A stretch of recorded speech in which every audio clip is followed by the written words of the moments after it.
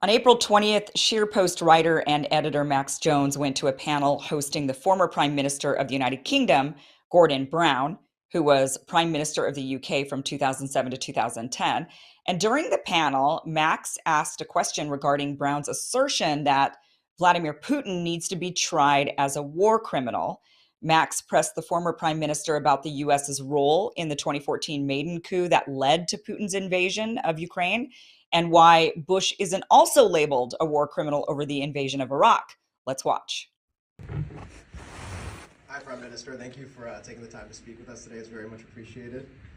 I wanted to ask a question about a comment you made last year when you were advocating that the International Criminal Court prosecute President Putin. You said that, quote, if we were to acquiesce in any way in regards to prosecuting Putin for war crimes, none of us could ever take freedom for granted ever again, or be sure that democracy or peace would triumph over totalitarianism. When speaking of democracy and peace in Ukraine, I think it's important to note that the US government backed oppositional neo-Nazi politicians and parties linked to fascist paramilitaries like Svoboda in Ukraine in 2014 that then overthrew the democratically elected President Viktor Yanukovych. This was even after Victoria Nuland was caught on the phone picking the next leader of Ukraine after Yanukovych's fall. Or we can describe the US role in Yanukovych's overthrow as the Democratic Senator Chris Murphy did when he said, quote, with respect to Ukraine, we, meaning the US, have not sat on the sidelines. We have been very much involved. Members of the Senate who have been there, members of the State Department who have been on the square, the Obama administration passed sanctions. I really think that the clear position of the United States has in part been what has helped lead to this change in regime. So my question for you is, do you oppose the actions and position of the United States that, in the words of Senator Murphy, helped lead to the regime change of the democratically elected former president of Ukraine, Viktor Yanukovych?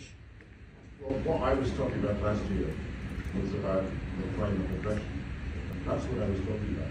And that's the central foundational crime that we're dealing with. That's what's caused the war. So I'm not going back to 2012, 13 and 14. I'm saying you can prove and demonstrate that Putin made a decision to invade Ukraine. You can chapter and verse it, and you can bring him before an international tribunal because he's guilty of a war crime in this instance. Now, America does not support the International Criminal Court. It is not a signatory to that. And Russia and Ukraine, including Ukraine, are not signatories to the amendment to the court, which is the crime of aggression. That was introduced later.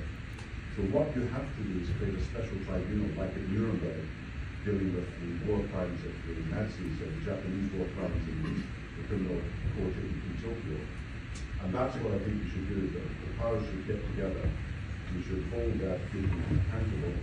We should, if necessary, try in his absence.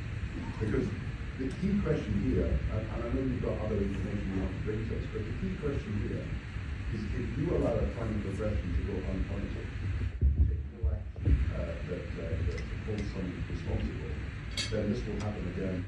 Do you believe that the crime of aggression for Bush invading Iraq and should go unpunished? The point I would make here is that has been agreed by the International Criminal Court as a crime that deserves to be punished in the international stage after 2011. But that was only this year. But I'm saying that was only this year, right? You were advocating for that before that. Do you agree that even though the International Criminal Court hasn't assigned that, in your personal opinion, do you think that Bush should be tried for war crimes, for his crimes of aggression in Iraq? Even if you wanted to, you could, because it doesn't come in the statutes of the International Criminal Court. So look at the facts instead of giving me propaganda. The truth is that the International Criminal Court will not be able to try the crime of aggression against Putin, but a special tribunal should do so. And that's what I recommend. Oh no, excuse me. Thank you so much. But how am I saying propaganda if I'm saying that? No, you're done with the question. Thank you. You can talk to him after. Okay. Over here, there's a question. Well, Max Jones is a journalist with ScheerPost and a student at the University of Southern California. Max, welcome to the show. Thank you for being here. Thanks for having me, Kim. I really appreciate it. And really good for you for asking this question. Where was this event held? Was it at the University of Southern California? Yeah, it was at USC's Center for Political Future was the organization that hosted it. What was the I'm really curious about the room. I mean, we couldn't see in this, there was no video of it, so we don't know what was the reaction of the people around you. We've seen other events similar to this where maybe somebody confronts. I mean, you were asking questions, you were being a journalist in this moment. But we've seen, other events that are kind of similar, and the reaction, a lot of people have a lot of disdain for the person calling out these types of, bringing up these types of hypocrisies. The room is, not really supportive of the person asking the questions. What was the room like towards you? Yeah, I had a pretty similar experience.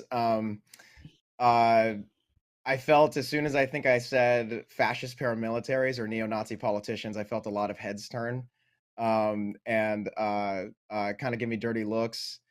And then I think it was when the room felt very tense the entire time. Like I could tell that people didn't want me to be asking a question like this because most of the questions that get asked at these kind of events are pretty, docile questions that don't really challenge anything, and it's more like a networking sort of uh, panel most of the time. It feels like, as opposed to like actually challenging anyone on anything or having any kind of meaningful debate. But I think when you kind of hear it in the video when everyone starts to say that's enough and sit down, and the Hmm. moderator started to kind of get a little disheveled, was when I started pressing him a little harder on the why Bush shouldn't be tried for war crimes. Yeah, That sounded like the moderator said something along the lines of, you can ask him later, you can have a conversation with him later. Did you ever get that conversation? yeah, no. So that was the person that was actually taking the mic from me. Oh. Um, yeah, so what happened was, I started to say that, and then they started to take the mic from me, and I wanted to respond to the, accusation that I was saying propaganda, and I wanted to ask him, if I'm saying propaganda, what have I said that isn't true? But I didn't get a chance to ask that question, but I took her for her word, and I believed that I was gonna be able to ask him a question after, because I think the way that these events are normally structured is, this is the first one I've gone to, so I can't speak confidently on this, but based on what my friend that I went with told me, is that I think that after the panels are over, a lot of times students go up to the figure there and have an opportunity to talk to them. But it seemed like, and I don't know if it was because of me or for some other reason, but it seemed like they were pretty insistent on getting the prime minister out of there. His security surrounded him and made sure that no students could come near him after the event. Um, so I did follow him to his car and try to ask him the second question, but I didn't have an opportunity to, unfortunately.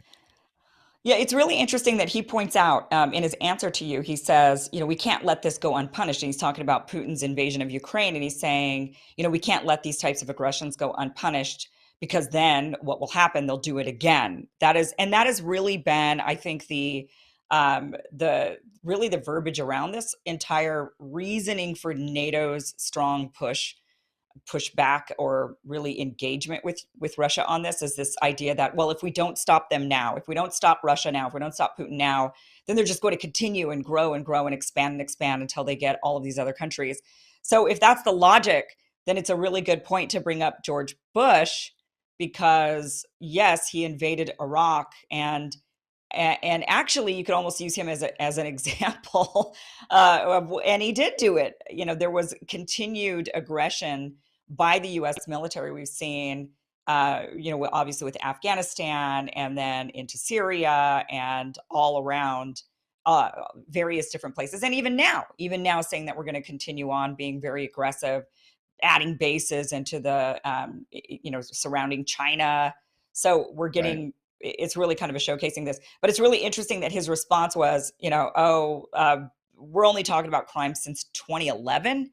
Is that what he was referring to? He was saying 2011 is the time that we can now start holding people accountable. Anything before that doesn't count. I guess that's what it sounded like to me. I re-listened to the videos a lot of times to try to kind of understand what he was saying there. But even if that is the case, even if it is the case that we can only punish the crime of aggression after 2011, like I think that there's almost an argument to be made that, I mean, I'm not a lawyer or or super familiar with everything in the International Criminal Court, but there's almost an argument to be made that the funding of the interference in the election or the not the election, the administration of Yanukovych, that the U.S. funded uh, uh, through Ukrainian NGOs that were actively seeking the people that were running these NGOs were literally admitting that they wanted to do a second Orange Revolution. Um, Right. that we were funding regime change operations in Ukraine. And I mean, besides that, Obama killed Gaddafi in Libya um, Hmm. after 2011. But there's nothing to be said about that, of course, because I don't really believe that these figures are actually concerned with holding politicians and war criminals accountable. It's all part of their political agenda at the end of the day. He also mentioned that, well, the United States is not a signatory of the International Criminal Court. I don't think Russia is either, are they? Yeah, it's not. Right. So China's not, the United States isn't, Russia isn't. So his argument even was, well, we can't prosecute George Bush because one, you can't, because the current language was written apparently after 2011. So anything prior to 2011, there's no legal document there that apparently you would be able to prosecute him with.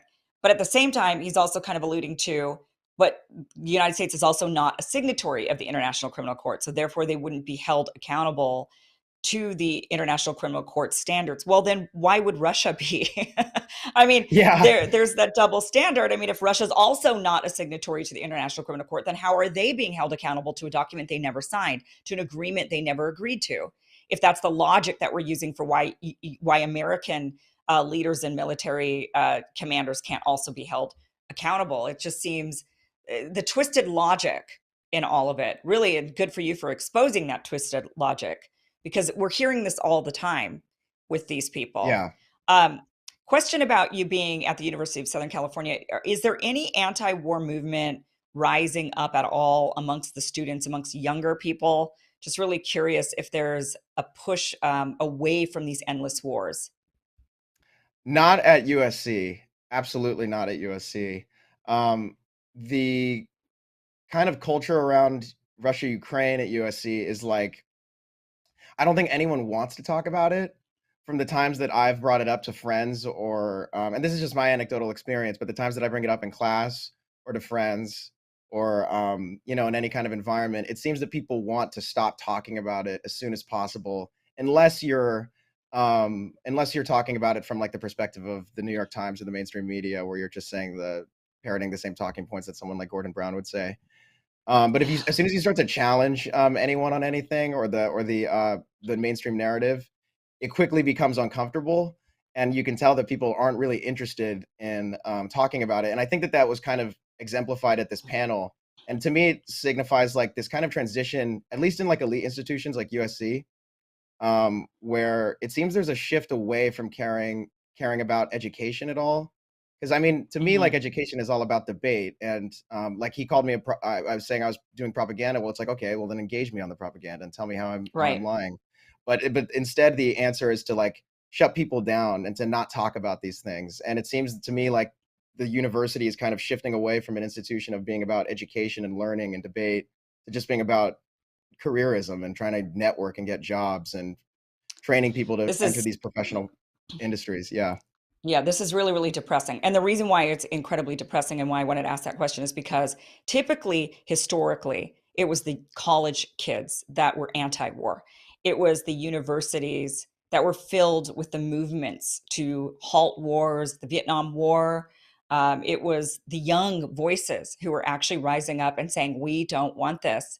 And particularly because it's often your age that gets signed up to have to go fight in these wars, and so it's really depressing to hear that on a university campus, there isn't an anti war movement. It just really makes me wonder where we're headed. If the youth can be indoctrinated to be pro war, essentially, then yeah, where are we headed with this? It's really, really, really depressing, to be quite honest with you. So, Yeah. Max, thank you so much for joining the show tonight. Where can people find your work? Yeah, so you can find my work at SheerPost. I've written a few articles for SheerPost. Is that .com? And yeah, sheerpost.com. We're starting a weekly interview series within the next week or two that we'll be doing with I'll be doing with my colleague Diego Ramos, who helped me prepare for this questionnaire of Gordon Brown, and helped me do a couple hours of research the day before, making sure we had everything correct. And yeah, you can find me at Twitter at Maxie Jones with 2 Y's. And yeah, thanks for having me, Kim. I really appreciate coming on and you giving me this opportunity to talk about this. Yeah, thank you so much, Max. Sorry, thank you so much for being here. Yeah, thank you.